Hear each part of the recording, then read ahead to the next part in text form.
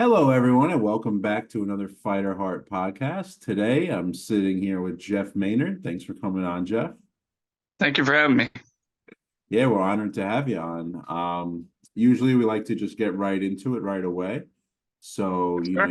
you can give us a little background about who you are, maybe, something about your upbringing, and then, get right into your Fighter Heart story, and we'll take it from there. We'll go back and forth. Okay. Well, we moved a lot when I was a kid. My mother got us into sports. Started with football and baseball. Then we went into wrestling and I did just about any sport I could. Um, I love sports. I coached wrestling after I was a lineman I went to the Navy. I'm sorry. Went to the Navy, came out, became a power lineman for AEP. And I was always coaching wrestling and all this. And I got hurt. I helped coach for like 4 more years and then went into a depression for about 14 years. Okay. And so, yeah, coming out of depression, it was hard. It was hard to get used to not having the arms, Well, changing up. so you were born without the arms? No, I was a lineman. I got electrocuted. I'm sorry. Oh, Oh, okay. yes. I was a power lineman for AEP. So when you were okay, so maybe tell us everything up until you became a power lineman, a little bit about that background. Okay. Mhm. Um, I went to the Navy, wrestled some open tournaments in the Navy, was a dental tech, went FMF with the Marines out in 29 Palms, and then got out. So I don't really know what that means when you went. FMF is Fleet Marine Force. Like if you're in the medical or dental field, you have a choice to go to a ship or you could go to the field with Marines and become a field corpsman. So that's what I did. I went to the field. I had 4 kids, and I didn't. 3 of them was at home and small, so I really didn't want to leave them for Yeah. deployment. So So how long were you out in the field with the Marines for? I did a year and a half out there, and I did 3.5 in Great Lakes, Illinois. I worked at a recruiting processing center, and yeah, it was a good time. Military was a good time. It was a little different when you go out with the Marines. It got me in a little trouble, but Yeah, yeah, the Marines are strict, I heard. yeah, they're a little stricter, a lot. Yeah, right? More than Yeah, and I have a hard time keeping my mouth closed sometimes. I did mostly when I was young.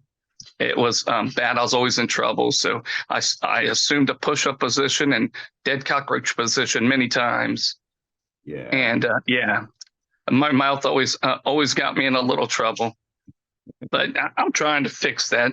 I sit alone for 14 years after getting hurt. I got hurt in '08.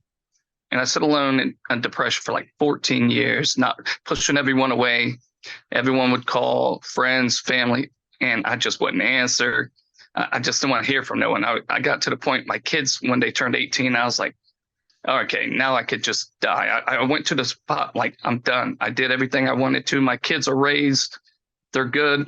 I was done. And um, the wife took a picture of me getting into the shower one day, and I seen the picture and I was disgusted. I was like, man, it's either shit or get off the pot. To be honest, it was either kill yourself or get on dying or get on living.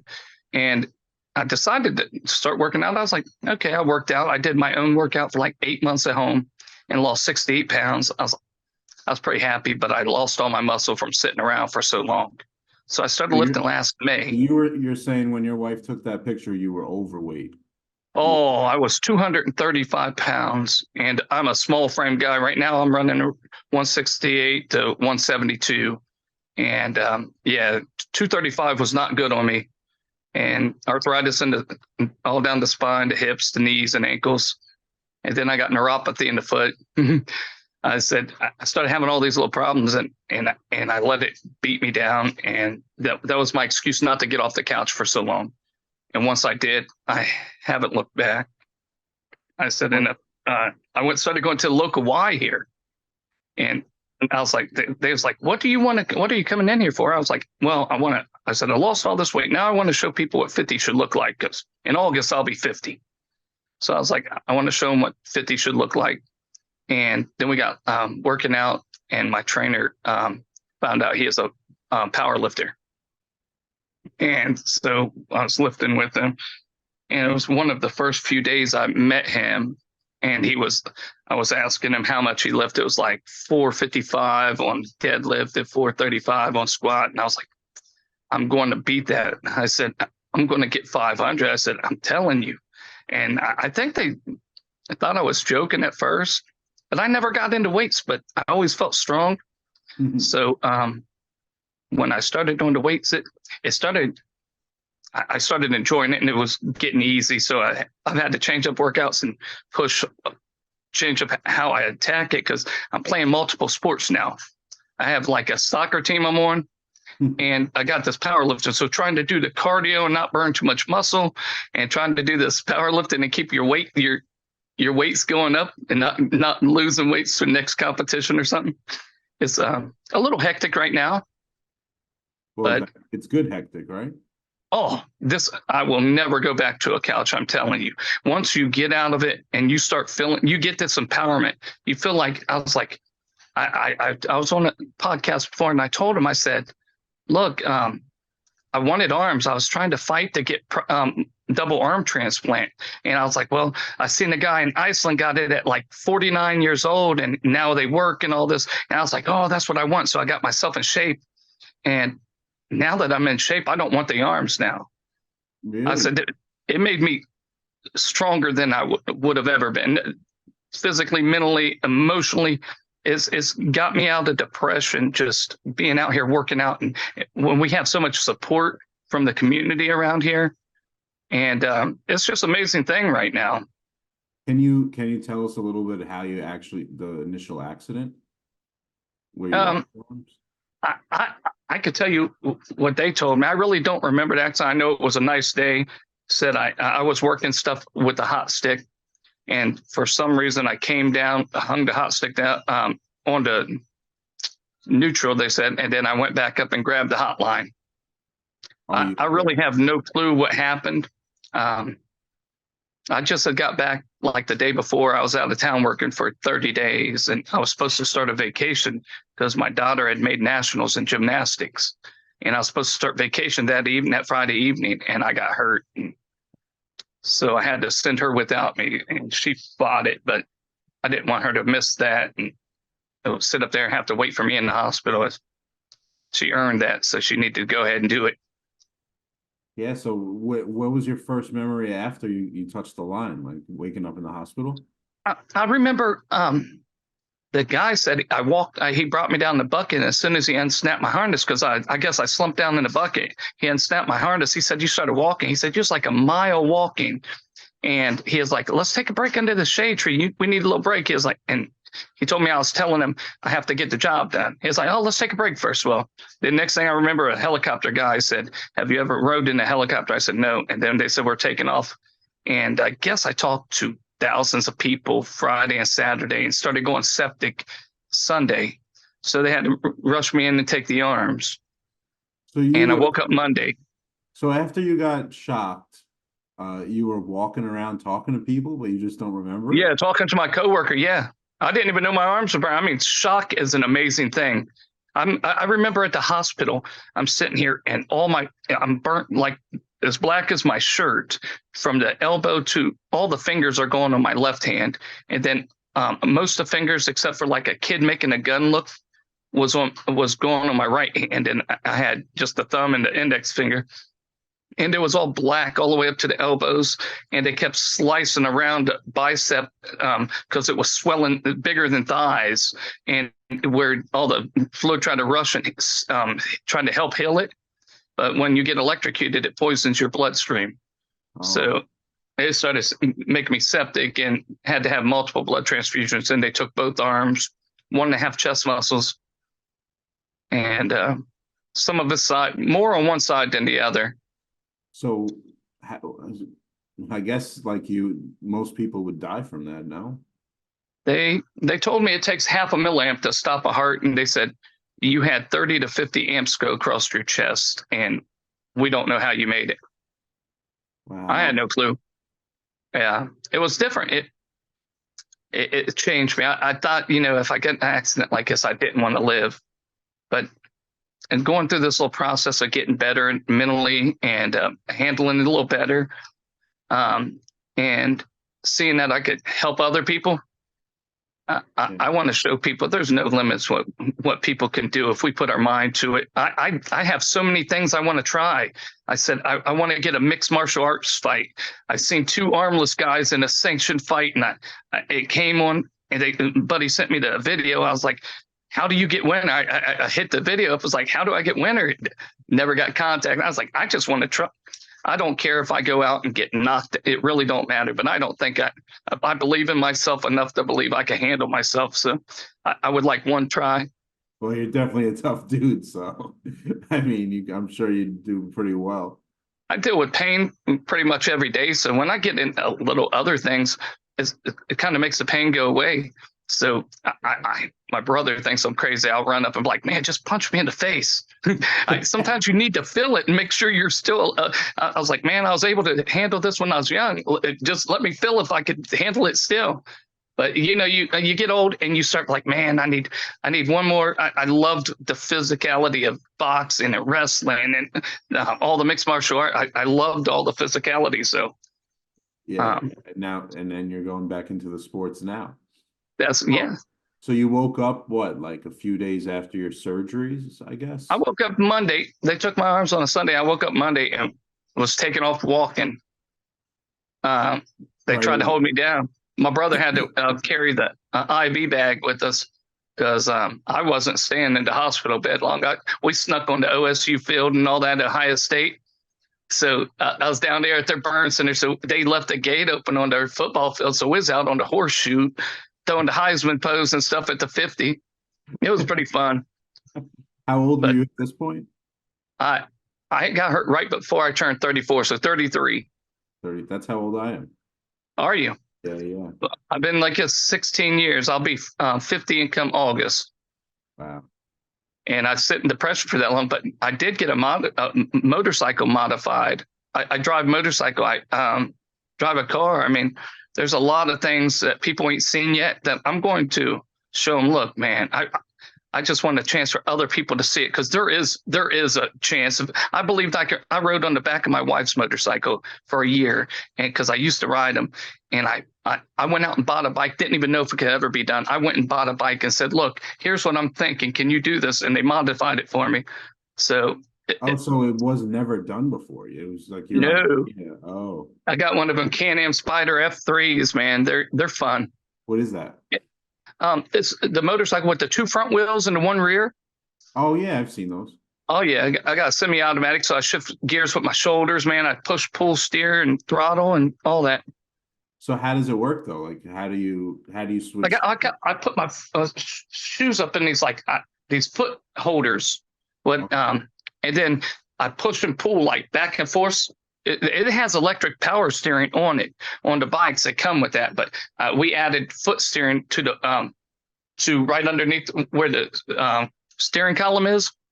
So it instead of the steering wheel have to your handlebars have to do it, my feet could do it, and then on my left foot there's a throttle, and on the right foot there's a brake. So I turn and throttle and brake with the feet. So you're and then shift gears with my shoulders. You're steering with your core completely. Yeah, just feet back and forth. Wow. So you probably have a strong core then after all these years. I didn't for a long time. I'm in better shape than I was in my prime in high school and when I was going to states and wrestling. I'm in better shape now than I ever was in my life. Wow. Never would have thought that, right? I would have never thought it either. If you told me 2 years ago that I'll be lifting weights or playing soccer, I would have laughed because I never got into weights. And I was a football guy. I liked soccer, but I played football. So I would have never guessed myself doing this. Of course, man. What was some of the rehab process like after you first got out, or were you like healed right away, basically?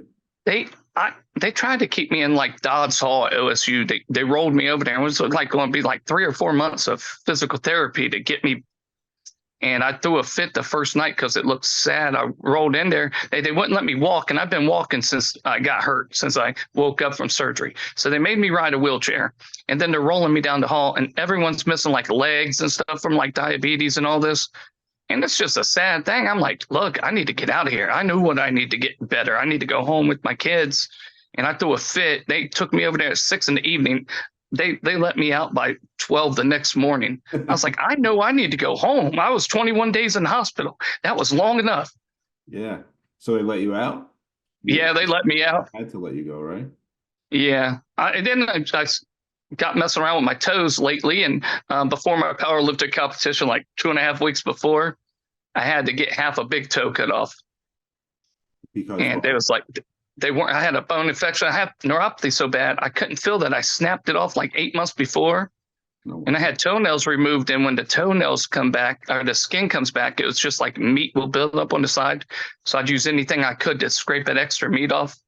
And it got infected. Well, didn't know I had snapped it 8 months before, but I went to the hospital twice, and they couldn't tell me what was wrong. My foot, my leg, everything was swelling for 8 months.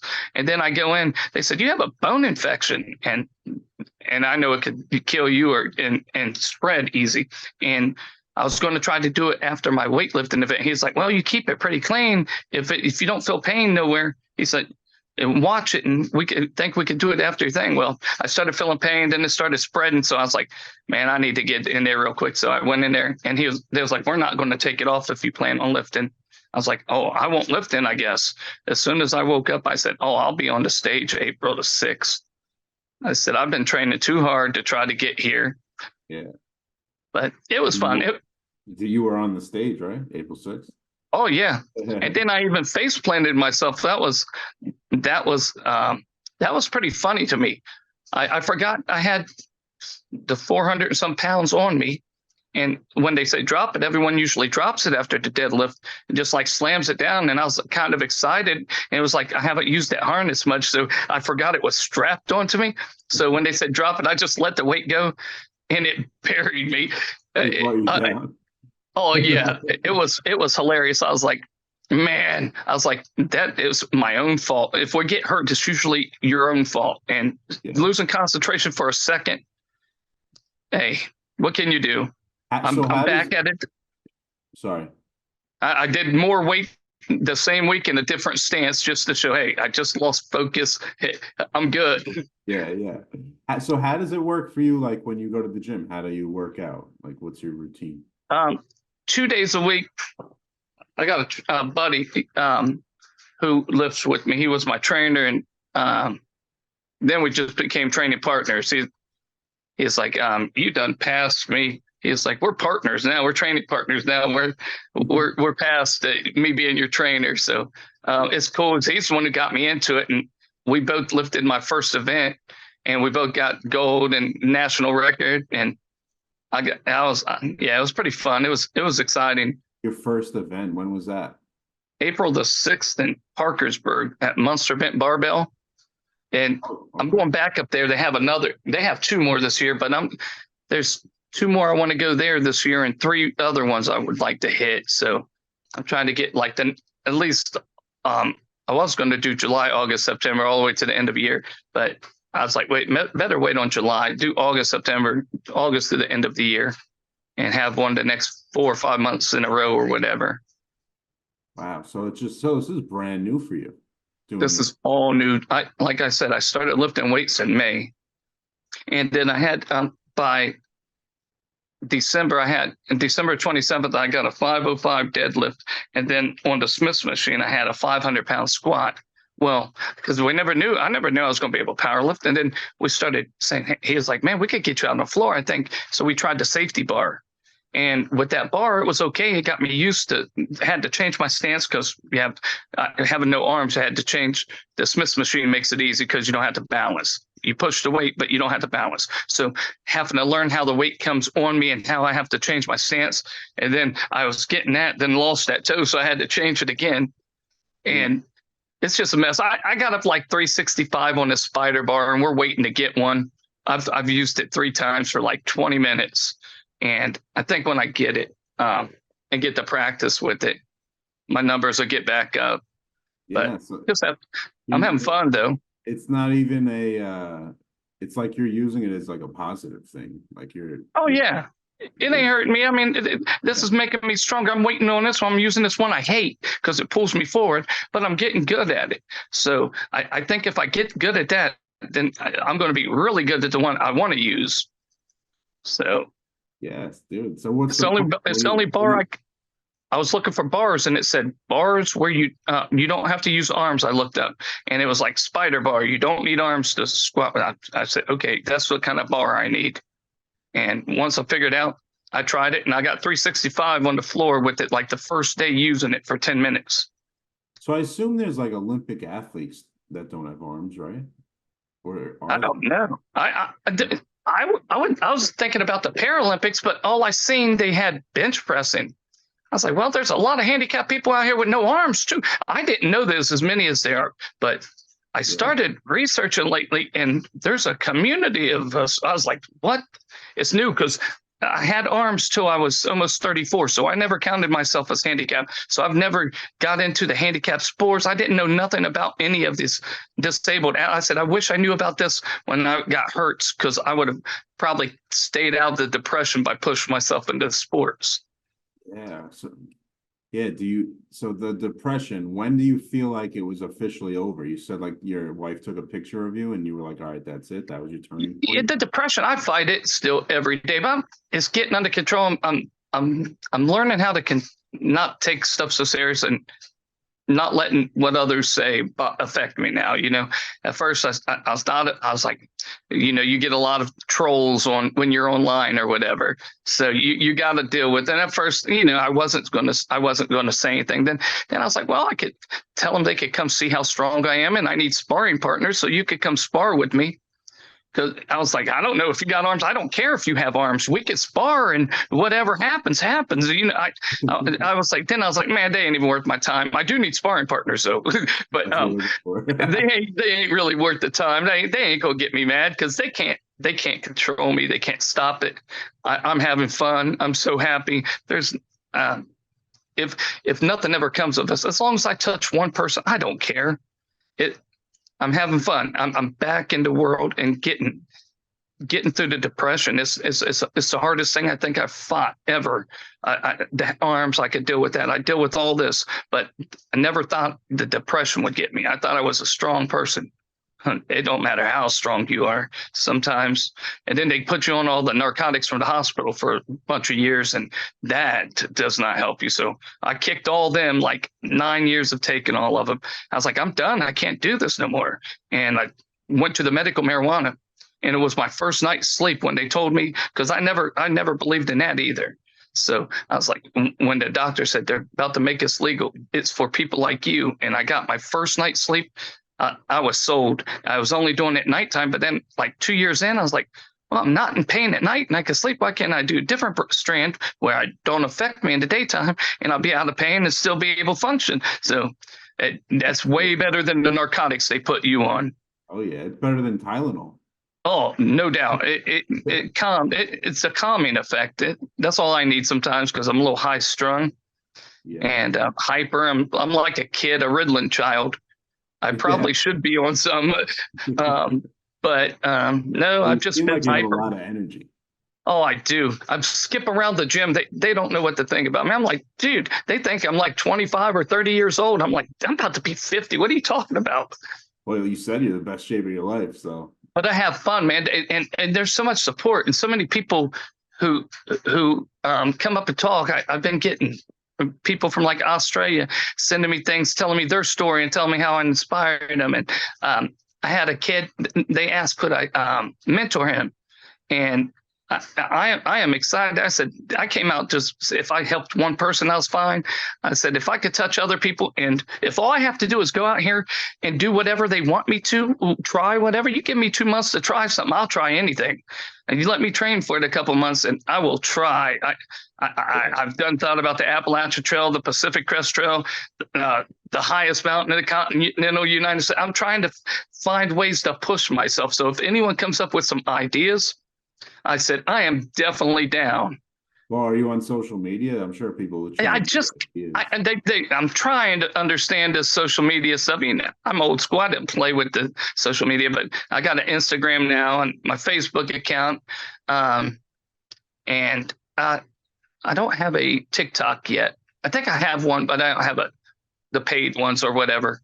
Yeah, but, I mean, ask your audience on your social media for ideas, and they'll give you a million of them. All right. Because I was like, dude, I'll do GoFundMe stunts, whatever they want. They want me to try something. Give me a little bit. GoFundMe, because I ain't rich, man. I'm on disability, but I have the energy to do whatever. Yeah. I'm bored. It sucked. Depression was so bad sitting on the couch for years, and now I'm so scared to sit still. They were like, "Why are you working out all the time?" I'm not going back where I was. I will not stop this working out. Make like a dream list of all the things you really want to do, like your top 20 things or something, and then post that, and then that's how you get funded for that. Okay. Yeah. My dream when I got skydiving? Oh, I want to skydive and bungee jump, and they close a bridge like every year in West Virginia. And it has bungee jump. I've been wanting to do both of it. And I almost went skydiving 4 years ago with my son and my nephew. And they called the place the day before. They made reservations for us, but then they called, well, my uncle ain't got no arms. And they was like, well, he can't do it. There's only one place in Ohio who allow him to. So they went skydiving. And I was like, go ahead. I'll get it next time. But yeah, I am all into all that. I get on all these roller coasters. I feel safe as hell riding. Then I got kicked out of an amusement park. I'm like, no one said nothing when I got on. I rode every roller coaster in the park. And then I rode the one for like the 5th time. And they say something to me. I'm like, I felt safe on every ride. And I'm not allowed riding rides at Kings Island and stuff. I was like, what the hell? Disney let me ride whatever. I mean, Kings Island. It's not like you don't have shoulders. That's all you need to have the harness on, right? So yeah, I got all that, and I felt safe, but nope, they don't let us ride rides. So my adrenaline has to be skydiving, bungee jumping, whitewater rafting, you name it. I want to try. There's quite a few. Oh yeah, oh that's awesome. Dude. I like the extreme. I want to cliff jump. There's so much I haven't done, and I don't know. I just want to show people we can do it. I will make a fool of myself. I don't care what happens in the end. I can handle a little pain. It's pretty obviously I'm pretty good at screwing myself up. So if you're going to be dumb, you got to be tough. Really. I tell them, I said, well, right now I'm averaging every 15 and a half years donating limbs. So at 65 is my next time where I'd have to donate anything else. So I'm all good with that. You have 15 years to go. Yeah. Yeah. When did you get the tattoos? Before or after the accident? After. When my baby graduated high school, I was like, I'm going wild. And I always wanted the tattoos. I had them on my arms and stuff, and a couple on legs, but I was like, I'm going head to toe now. I was like, I'm going to whole body. I said, I want to be a piece of art, but I want to go everywhere I go and travel to. I want to get one. I don't want to just. I got all the upper ones from one guy, but I want to have all different artists all over my body. So how much you got left? Do you have any? What else do you have? I have most of my chest and back and sides and half my legs. Yeah. You got some room left. Oh, I got room. Oh yeah. Got a lot of places to see. Awesome, man. All right. So we're coming up towards the end now, but I want you to give us a little advice. Maybe there's someone else out there who went through a similar accident. I know it's rare. But what's some advice that you would give that person? Don't push people away. Talk to people. I got a psychiatrist and a psychologist. I ain't ashamed. Dude, mental health is not a fun thing. When you sit in depression so long, it just eats you away. And yeah, Yeah, it's not fun to talk to people.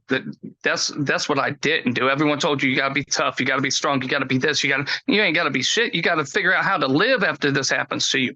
It ain't about all the other. I can't worry what Tom, Dick, and Harry has to say about me because I'm trying to live my life. I don't know what they want to do in their life or the goals they have in their life, but for me, I have goals. I said I want to touch people. I want to make everyone believe that they can do whatever spot. I said, if I'm almost 50 years old, lost arms, and could do this, anyone can. Hell yeah, man. I'm sure you've already inspired people. You don't even know who they are. So keep spreading the word. I know you. Oh, definitely. I'm going to. I mean, I lift with the Team Impossible. They do childhood cancer, and that's great. It's awesome. We just did. I ran 9 miles of their marathon last weekend. Just because that we're teammates. I can't let the rest of the teammate run and me not. So I felt I was obligated to go up there and run some. So you can run 9 miles. How is that? I haven't ran a mile in 12 years. And then I got 9 miles in their marathon the other day. What? I was like, oh, dude, I haven't ran because the neuropathy's been so bad and the arthritis in the knees and ankles. I thought my running days was over. And then I got a little sprinting again for soccer, and that's okay, short distance. But after I ran that marathon, that 9 mile, it drained me all week. I didn't realize I used to be able to run and never get tired or nothing, but how much it took out of my muscle. I stayed starving like all week. It was like a bottomless pit. I couldn't fill my body back up. It was horrible. I was like, nope, I am done with long distance running. I said, I'll do long distance biking, swimming, whatever. I wanted to do a triathlon, but I was like, the hell with that. That's got running. Now, you want me to run up the side of a mountain or something? We could do that. But just running on hard concrete, I can't do that no more. Oh, it just came right back to you. Like maybe you were conditioned from the military, like to run. I've been working out 2 years. I just lifted this. I just hit May was a year, but I've been working out since July of the year before. And when I started losing all my weight, so about almost 2 years, a year and 10 months, I've been working out. So a lot of power walking, a lot of cardio, a lot of core, a lot of back. Anything I could do, squats, one-legged squats, sumo squats, split squats. I added anything I could think of. And when I seen other people doing stuff that I can get into my workout that I thought where I could see the difference and feel the difference. So I started adding some of their stuff. So my workouts, I'm like, I could work out anywhere between like 4 to 12 hours a day. I'm so wired all day. Yeah. There's like, you need to break your body. You're you're overtraining. I'm like, how can I overtrain if my body's saying, keep going? I don't feel like I'm overtrained. I'm like, this is what feels right to me. Whatever I'm going to look like at the end, I don't care if I look like a power lifter or a little 140 pounder. That don't matter. I want to show that I plan on getting 510 pounds by the end of this year, so I can say I got 3 times my body weight. So I'm trying to get one of the spider bars just so I can start pushing heavy on my squat again. But yeah, so that's my goal. So you went from 235 to 168 in 2 years? Uh-huh. And wow. I lost the weight in like 6-7 months. And then I just kept maintaining that. And then they told me I looked sickly because I'd lost all my muscle from sitting around. And then I was skinny looking, and where I was so fat, my helmet, I wore a medium like motorcycle helmet before getting hurt. I got so big. I had a double XL and it was tight on me. I refused to buy one bigger. I was like, this damn thing looks like a bobblehead. Yeah. And it was like horrible. And I never wore the helmet one time. I said, I'm not putting that big. It was huge. To me, I have buddies who's like 6'2", who's like 400 pounds. And I look bigger than him at my size because I was so small framed. I was like, oh, I was not in a good spot, man. It was horrible. I got pictures and they're not good.